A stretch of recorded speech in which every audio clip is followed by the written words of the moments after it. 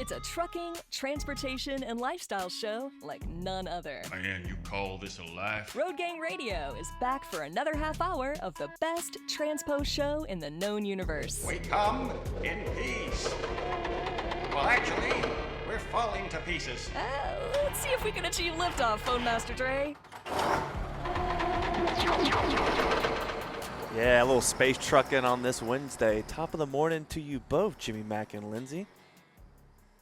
Dre, and good morning to you, Phone Master. Good morning to you, Lindsay. By the way, I got a chance to do a long-form bio of our next guest, Lindsay. I want to jump right in with him because I know you want to jump right in with him. Well, speaking of long-form bio, again, this is one of those guests. Don't read the bio because we'll be here till next Friday. This guy has done it and lived it when it comes to country music in Nashville. I mean, it's extraordinary. Author, teacher, historian, songwriter, producer, executive, Don Cusic has been actively involved in this gig since 1973, which means he's got almost as many years doing this job as Dave Nemo has in trucking radio. He is a 2022 inductee in the Western Music Hall of Fame.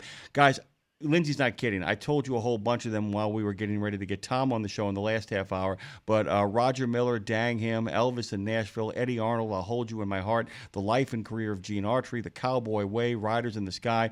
I could go on, but let us just simply say if you guys go to Don Cusic Music, CUSIC.com, and you can find him on the Book of Face under that heading as well too, Don Cusic. If you go there, you will see a remarkable storyteller who has told. It's a matter of who haven't you written about rather than who you have written about. Welcome, Don, to Road Gang Radio. Well, thank you, and it's great to be on the Road Gang Radio. Don, I'm so excited to talk to you. So I'm a songwriter in Nashville. I've been here 18 years, originally from Texas. So I've seen the change in 18 years, not as much as you. But I'm just going to start with the obvious question because we every week around here we do country and Western music news, and so we stay away from the salacious stuff, the gossip stuff. We try to talk about the evolution and the human interest points and that kind of thing where it's going. But I've watched Nashville grow into this, of course, entertainment capital that feels so different from when I first arrived. But from your vantage point, what do you think has been, and I know this is tough to put a pin in it, to really single this out, but has been the single biggest kind of cultural shift in Nashville's music scene since the 70s? Because I'm wondering, I'm going to say, are we better for it or not? And I know my own answer, but is there something that you can say, things that we can look and be like, okay, that happened and then everything changed? Is there a moment of that? There's lots of moments of that, but I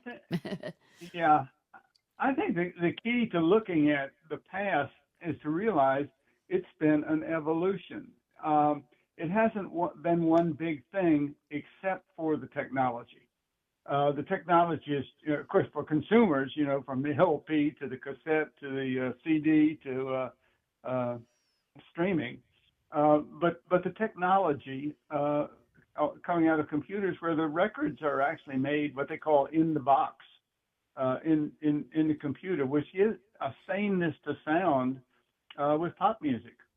Country music is faithful to the market. It's not faithful to a sound. Bluegrass is faithful to a sound. And I think what you've seen, that evolution has reached a broader market and a younger market. Yeah. Country music is faithful to the market. In the moment you said it, it hit me because when you made the bluegrass comparison, I really, really got it. The idea that, any kind of popular music often has to make adjustments for the stuff that's coming into it. And, one of the ways that a genre or a music system dies is that it closes itself off to anything new coming in. And it's not just the musicians, but it's also the consumers that is coming in. Has this been an adjustment on the part of country music, or has this been kind of an ongoing thing? And am I making sense with that question? The idea is country music set up in a way, given its roots and tradition, to be able to adapt quickly to the onboarding of new taste and new talent? Yes, but at the same time, it always resists those changes. The popular phrase today, and has been for a long time, it ain't real country. But if you go back to the rockabilly days when we had Elvis and the Everly Brothers on the country charts. And they said it ain't real country, and they got the charts to change. And then we got the Nashville sound, where we had a piano instead of a steel guitar and violins instead of fiddles, and people loved it and hated it. It depends upon when you were born. And then we had that outlaw country come in, which replaced the Nashville sound. And in all those things, it's driven the country listener to become younger. And outside of the bro country, all of those trends, what we've seen is the evolution of a country music of 2025 that is not the country music of 1955. We're talking with Don Cusic. I have to tell you, Don, he's a music historian, author of 30 plus books. By the way, your cover photo on your Facebook page, where it makes me so happy, where you're sitting in a chair writing with a roaring fire and all pictures of your family in the bookshop. It's just such a perfect, but it's like, that's how I want to live every day of my life. And I hope that's how you live most of your life. I want to talk about, because this has been sort of an interesting thing that we've been diving into, with the Grammys introducing the new category of best traditional country album, which I think is such a cool thing. It might not seem it might not seem that big a thing, but to me, it's a huge shift, because it goes back to what you were just talking about. People saying, well, that's not country. Well, that's not true. It's just not your kind of country. So I think with getting this category of throwing best traditional back in, it lets all those others have their space while we can go back and focus on, quote unquote, the roots. What does that say to you, that we're kind of everything old is new again, and that the Grammys have now finally thrown an additional category in as it pertains to country? Is that going to help us expand and give more people space and focus in on what's what, or what was your take on that being added? I think what we have seen, again, with that evolution, country music has been plopped in between 18 to 65. And country music is broader than that. We've seen these guys coming out of Texas that were country, but they didn't quite sound like the Nashville material. So I think what it's done, well, pop has done this. Pop records have done this, or pop radio, I guess should say. Extended those boundaries until, it's not, what's labeled country is almost, you can't define it now because of the wide variety of country. I mean, Americana. We've got a conference going on right now in Nashville on Americana. That's not the same as what's on country radio. So I think it's good. I think it opens up. It opens up the doors to a more different kinds of sound being accepted as country. That's country's problem right now. It covers too much territory. Yeah, for sure. Yeah, and Lindsay points out with this Grammy edition, it does kind of, I think, makes a cultural shift to make people aware of the fact that we're acknowledging that this world is getting bigger and bigger and bigger. I'm going to ask you to look in your crystal ball, because you're a guy who actually is able to kind of go back and look at past trends. And guys, by the way, like I said, I gave a couple of the books he's written at the top. That ain't even close to the extent of what is actually out there. Look into your crystal ball for us. If you were going to say what might play itself out over the next couple of years, what do you see the future, the immediate future? Because asking long-term futures isn't fair, and there's a wisdom of not going that far ahead. But what do you see as some of the trends that you see as developing that are going to pick up momentum over the next couple of years? I think there'll be more listeners to Americana. There's some great artists, and problem with Americana, it's everything that isn't something else. Exactly.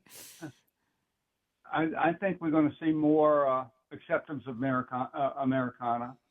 I think that's the big one. As far as the trends, I think a bigger umbrella. I mean, we're getting into African Americans. We're getting into gays and lesbians. I mean, all of them have a corner that they want to claim and call it country. So I think there'll be more of that, but I think I don't see that flying very high. I think that there's going to be a presence on that, but not it won't take off and replace the mainstream country. So I just think it's getting broader, younger. I remember 1992, I walked into a classroom, and it was the first time young people liked country music. It was when Garth was hitting. And ever since then, it used to be, if you were young, if you were a college-age student, country music was a bad word. You didn't want anything to do with it. But now that is not the case. So I think driving it younger is going to be a continuing trend, and Americana.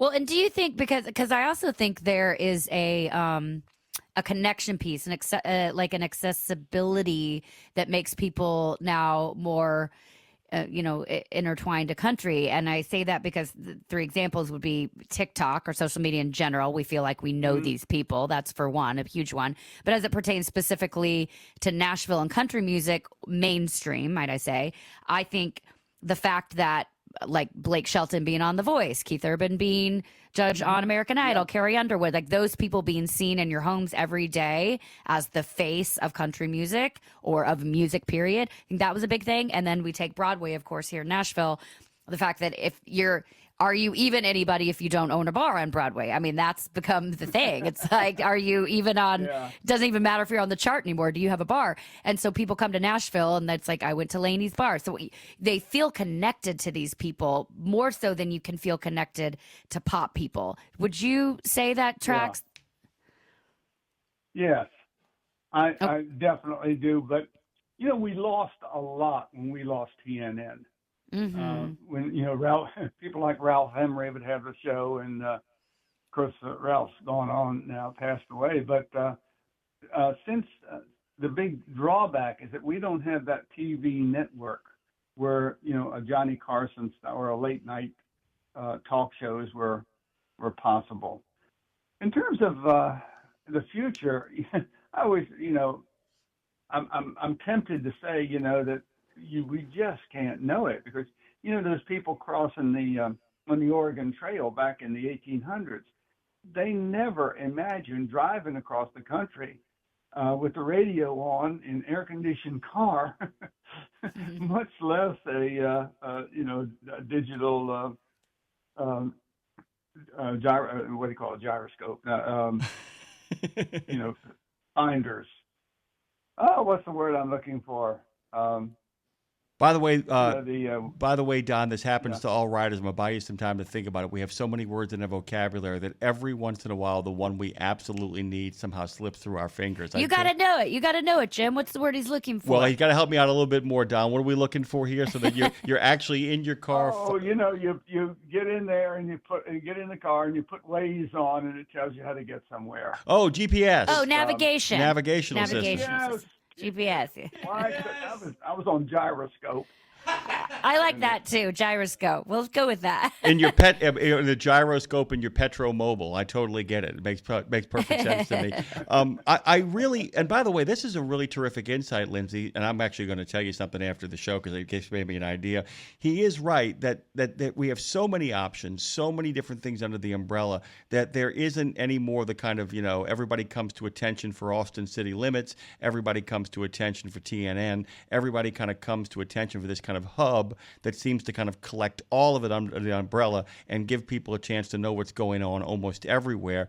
It would almost be like to have that show would have like 8 segments in it, though, wouldn't it? Because of all the diverse kind of stuff that's kind of coming in. The question I wanted to ask you, Don, because you brought up something, is that I think part of what is happening, and Lindsay is a great example of this, is that a lot of people who are in music did not realize how welcoming the country music industry, not the fans, they've adjusted too, but but the welcomingness of it, it's like, you want to come in here and wear some boots and put on a cowboy hat and bring your unique style into this? We'll give it a listen. We'll take your money. You know? Sorry. No, but I mean, or break your heart. Either way, it works out perfectly. Also that. But I mean, do you think it's the fact that good old-fashioned Southern manners and good old-fashioned sort of, Nashville sweetness and Texas sort of, hospitality have really welcomed in a lot of people once they discovered that there was a place for them in this world? Is that part of it? Oh, yeah. Yes. The music business is the music, the business, and the technology all rolled together. And on the business side of it, if it sells, it's good. We don't make aesthetic judgments on singers or musicians. We say if it sells, it's good. And by golly, country has sold for years. Wow. It's been kind of, the accountants have known it more than the fans have known it. And even a lot of the business was centered in New York and LA for a long time. Nashville is a major player now, but it kind of surprised them about how well country found. Of course, you talk about changes when SoundScan came in, and all of a sudden, Garth Brooks has replaced Hammer and Hammer Me. Now I've lost another. MC Hammer. MC Hammer. Nobody saw that coming, and it all of a sudden it showed people with plain facts, data, that country was a major seller, and I think SoundScan had a huge impact on the industry.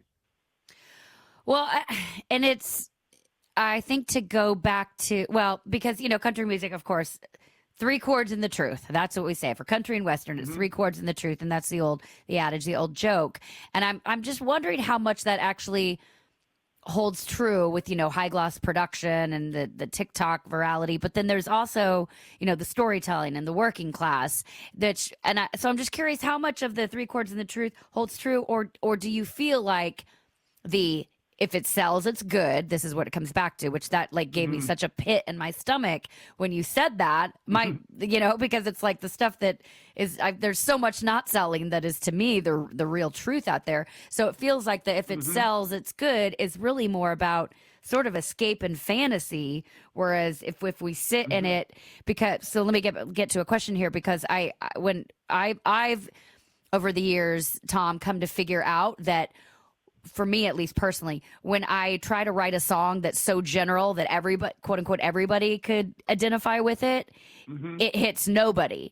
And then when I get really specific and write, here's exactly what happened to me, the very down to the very last detail, that's when a bigger audience finds it, because somehow they can put themselves specifically in it. The right people, not everybody. So I guess my question is, as far as what's going to stay around, what's going to stay the test of time as far as these new artists coming up, what do you think is the kind of the underlying characteristic of what's coming out now that shows it's going to be around for a long time, to be a Reba, to be a Garth, to be a Waylon and a Willie?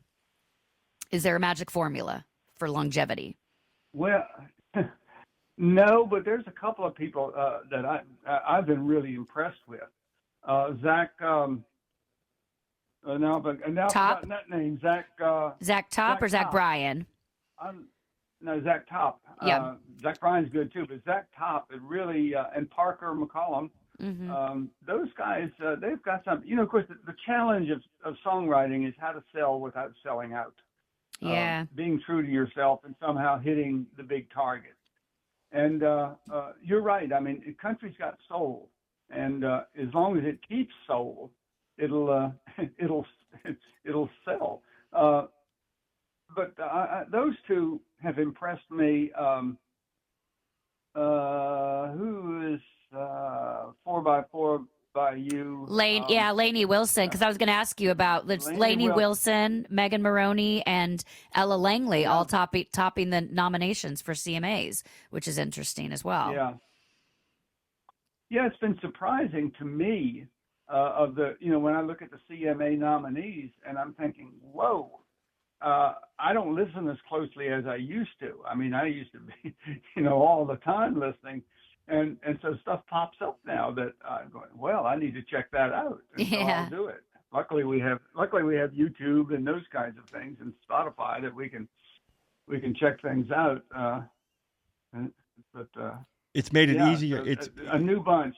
Yeah. A new bunch. Yeah. It's made it easier to check out, but as Lindsay and I were talking about before you joined us this morning, it's easier to check out, but it also means there's more because there's more chances of getting kind of listened to. I know Lindsay's going to have a question for you in a second, but I want to kind of give people a sense of who we're talking to and Don. If you wanted to learn about James Weldon Johnson, he's got a book about it. If you wanted to hear about Christian music and it's basically encyclopedic history, he's got a book about it. If you want to hear about Johnny Cash, he's got a book about it. If you want to hear about the cowboy and country music, music in the market, baseball and country music, Merle Haggard, Willie Nelson, Hank Williams, Reba McEntire, Randy Travis, he's got a book about it. We're joined by, I would call him a legend as well, up there with our friend Dave Nemo. Don Cusic joins us this morning here on Road Gang Radio, and we are delighted, and actually I'm very proud to have made sure that we got this guy on here, Lindsay. So I'll let you take it again. I'll let you take it again, Lorraine. Well, I want to get to know Tom a little better. So maybe a little lightning round here for Tom, if you will, if you'll indulge me. Who would you say is the most underrated figure in country music history? Ooh, I would go back, and this is a long time, but Lulabelle and Scotty. They were huge stars back in Chicago when Chicago was the center for country music. And I, they keep missing the Hall of Fame, and they probably never will get in because people don't know, haven't heard of them really. But they were gigantic back in the 30s. Ooh, I love that answer. Okay. Hard to say on. So many have been on. You did good. That's a good answer. Yeah, that's a good one. That's a good one. The lightning round continues. That's the past. Here's the future a little bit. So say aliens land in Nashville tomorrow, Tom, which is a whole nother story. Okay. We're already here. And they say, play us one song. The aliens land on Broadway and they say, hit it, band, hit it, boys. Play us one song that explains country music. Who do you choose? What song? He stopped loving her today. Yeah. Oh, yeah. Oh, gosh, my stomach. I just got sad even thinking of it. That's perfect. And then let's see, my final lightning round for you today.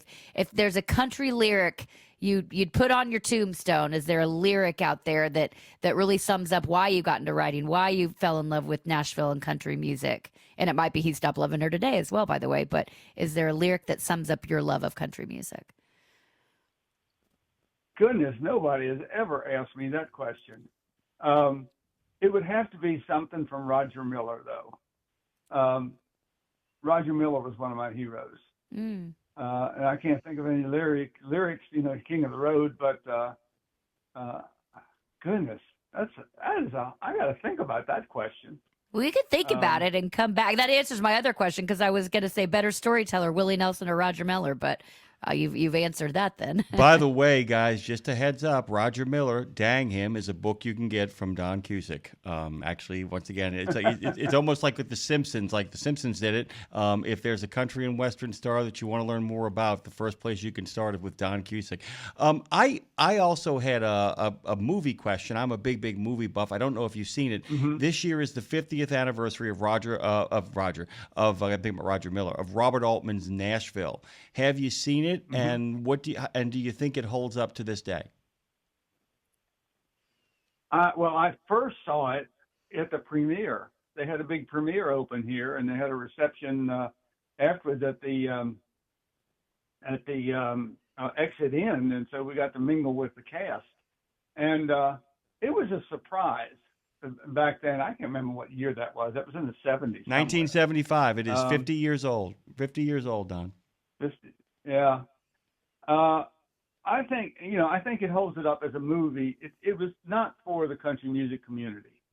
The lesson for the country music is watch out for guys carrying fiddle cases. But the movie people have liked it. It's arty, and it gives gives a stereotype of Nashville, that sort of thing. So I think it holds up in Hollywood. I'm not so sure it holds up in Nashville. I'd agree, and then it leads me to ask you this, because when I watch that too, I'm like, yeah, it's a good film, but I don't feel Nashville when I'm watching it. But then I also wonder, the show Nashville that came out, which, by the way, they got everything wrong. And I talked to a lot of my film friends out in LA that are like, we want to do this show about Nashville.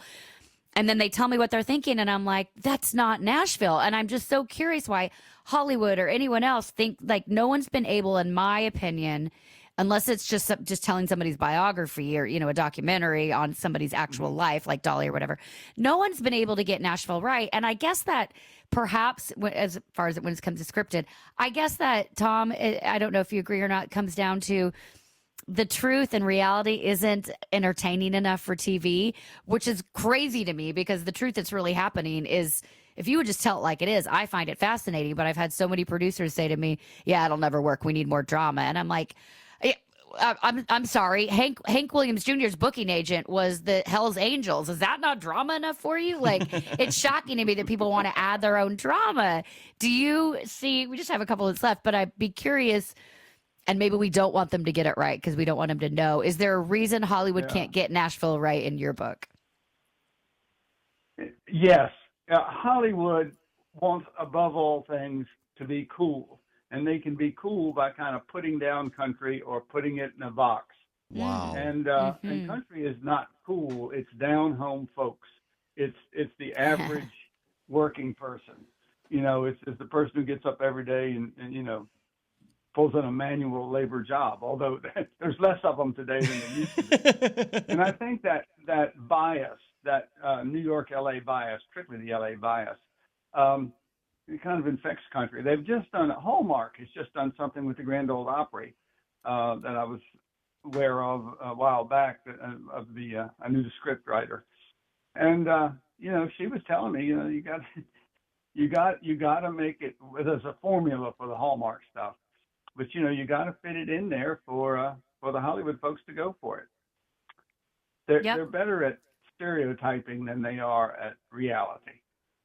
Fascinating. Well put. So, what a profound way to end the segment. Yeah. Don, please promise us you'll come back, because oh my gosh, please. I want to be your best friend, Don. Please promise us you'll make time for us, by the way, because there's so much insight. We just wanted a chance for people to get to meet you, kind of an overall look at who Don Cusic is, doncusic.com. You can find him on Facebook. Lindsay's right. It's the best picture of all time. Great. All time. Both the profile picture and the banner at the top. I want to be the dog on the rug sitting at Don's feet. That's what I want in my life. Just to soak up all that you know and your knowledge.